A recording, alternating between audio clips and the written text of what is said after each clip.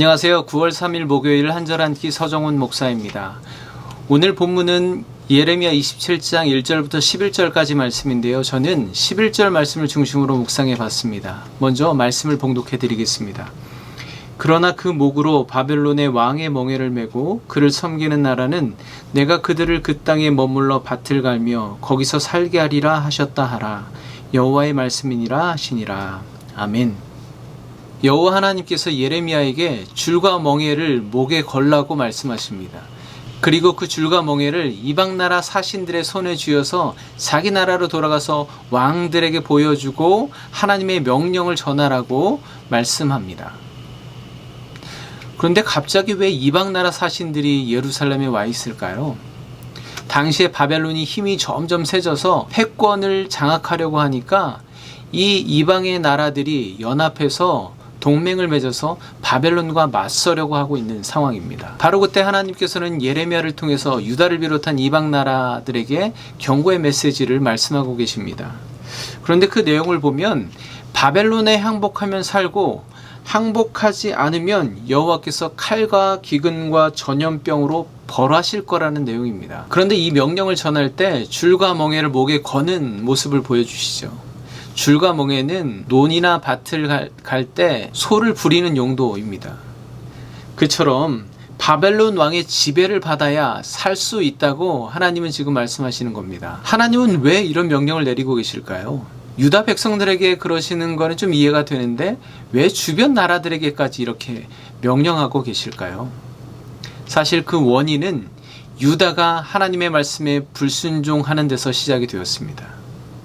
하나님은 수많은 선지자들을 보내서 어르고 달래고 경고했지만 하나님의 말씀에 불순종하고 돌이켜 회개하지 않는 유다를 징계하시고자 바벨론을 들어 지금 사용하고 계신 겁니다.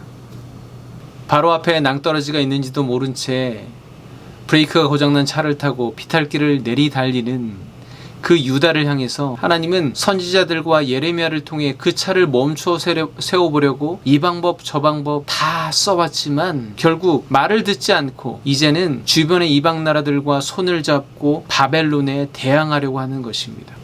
그런데 여러분, 지금 이 바벨론은 누구의 손에 쥐어져 있을까요?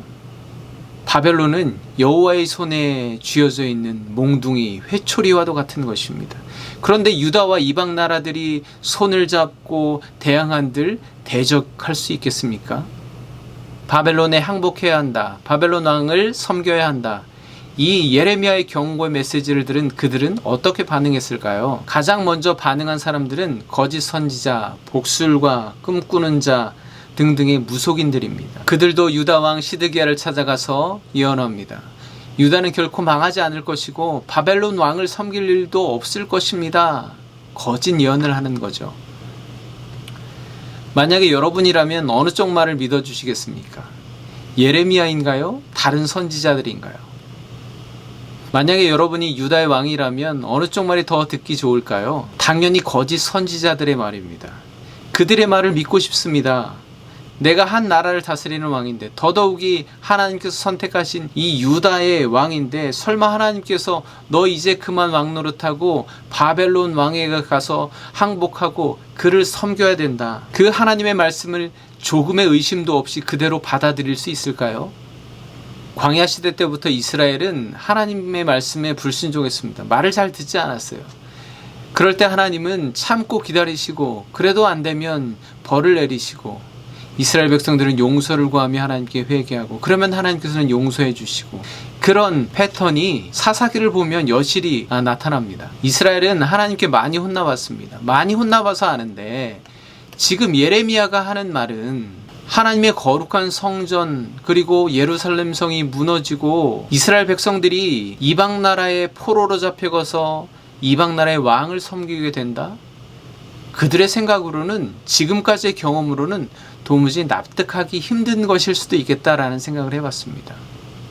그러면 출애굽했던 애굽으로 돌아가는 것과 마찬가지인데 하나님께서 그 구원의 역사를 다시 거스를 수 있겠습니까?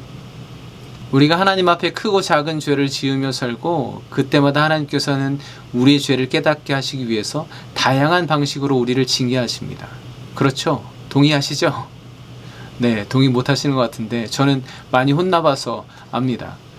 그런데 때로는 정말 불합리하고 납득하기 힘든 징계를 하실 때도 있습니다. 정말로 억울할 때도 있습니다. 그렇지 않습니까? 지금 유다 왕, 유다 백성들이 그럴 수도 있다고 생각해 봤습니다. 뭐 잘못한 건 아는데 그래도 하나님께서 이렇게까지 하실 것 같지는 않은 겁니다. 예레미야의 말대로 하신다면 좀 납득하기 힘든 상황인 거죠. 게다가 99%의 다른 선지자들은 그들 나름대로 하나님의 이름을 빌어서 그럴듯한 거짓 예언을 하고 있는 거잖아요. 결코 그런 일은 없을 것이다. 하나님의 거룩한 성전과 이 예루살렘 성은 결코 무너지지 않는다. 이방 나라들과 힘을 합쳐서 동맹하면 충분히 바벨론과 맞설 수 있다. 막아낼 수 있다라는 말입니다. 제가 만약에 시드기야 왕이었다면 이 거짓 선지자들의 말을 들었을 때 위로받고 새로운 힘과 용기를 얻을 수도 있었을 것 같습니다. 그런데 그들이 여전히 깨닫지 못하는 중요한 한 가지가 있습니다. 그건 하나님이 누구신가, 하나님이 어떤 분인가입니다. 오늘 4절과 5절 말씀을 통해서도 말씀하시는 것처럼 지금 예레미야를 통해서 말씀하시는 분은 창조주이시고 역사의 주관자이신 전능하신 여호와 하나님이심을 그들은 깨닫지 못하고 있는 것입니다. 만약 그들이 지금 이 말씀이 정말 하나님께서 하시는 말씀인 줄 알았다면 그들은 당장 듣기에 좋은 거짓 선지자들의 말이 아니라 이 하나님의 말씀 앞에 겸손히 엎드려서 주의 말씀을 경청했을 것입니다. 그런데 그것을 모르니까 이 두 가지의 말 사이에서 헷갈리는 거죠. 분별할 수 없는 거죠. 그런데 여러분, 우리가 그럴 수 있습니다. 분별되지 않을 때가 있습니다. 그러면 이 위기의 상황 앞에 어떤 것이 하나님의 말씀인지 단 며칠이라도 금식하면서 하나님의 뜻을 분별할 지혜를 달라고 기도했어야 하는 거 아닐까요?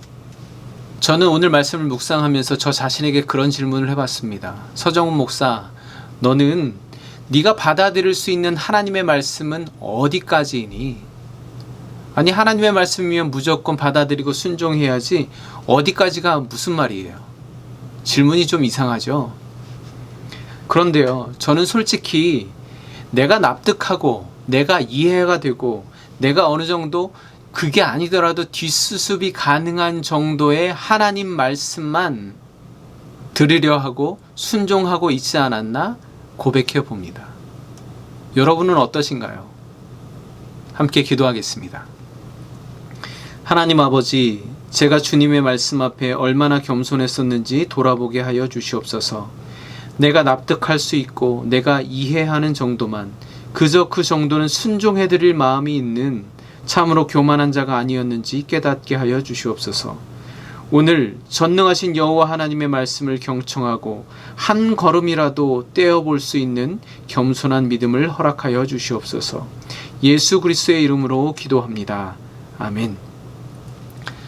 네, 저는 오늘 말씀을 묵상하면서 마음에 좀 답답한 마음이, 해결되지 못한 그런 마음이 있는데 내일 말씀을 통해서 시원하게 해소될 것을 기대하면서 내일 아침에 다시 만나 뵙도록 하겠습니다. 감사합니다.